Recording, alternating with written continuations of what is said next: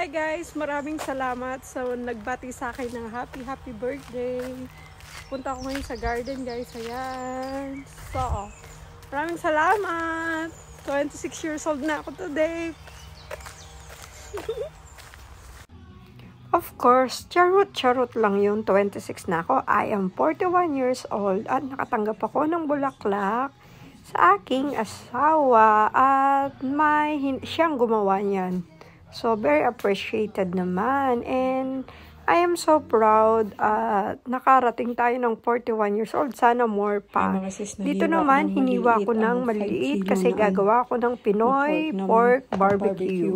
So, imamarinate ko na yan. Tapos, pagkatapos ko siyang marinade, bukas ko na siya tutuhugin kasi small celebration kami dun sa garden. So, ayan yung itsura ng aking na-marinade. Para bukas, ready to tuhog-tuhog na lang. At yan na nga mga kaps, natuhog ko na kinabukasan yung barbecue na na-marinade ko nung ginawa ko yan. So, ayan, ina-arrange ko lang kasi ready na kami for garden. Dito naman, gumawa ako ng manong sauce kasi may kwek-kwek akong ginawa. At doon sa garden na lang namin pinirito para crispy pa siya.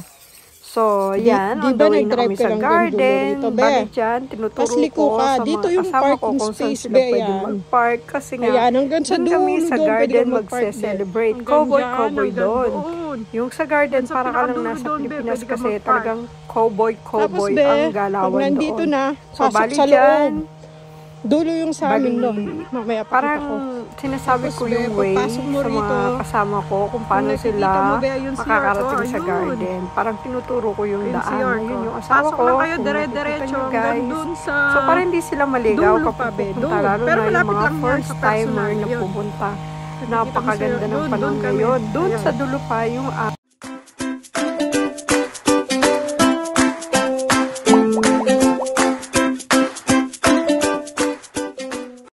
Happy birthday, Sis Arcel! Daram! Birthday girl! Thank you for your invitation. So, ang mga bisita, kaon. Ang mga bisita, then here out,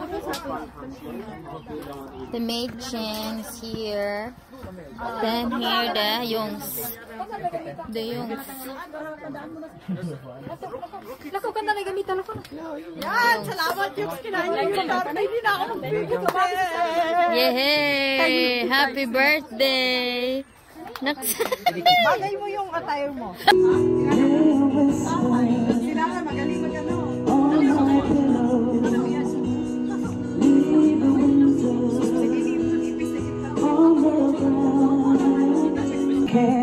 What your heart is for, and I don't know him anymore. There's nothing left. Konti lang volumes.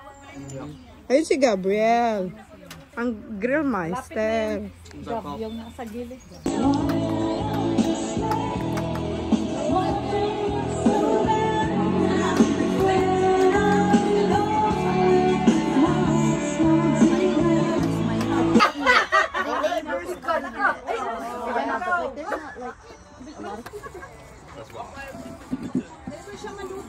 Wait, that's not... Mrs. Ano ba siya, Mrs.? Miss? Na-miss pa lang yan. Miss pa lang? Wala problema. Pero bibigyan natin siya.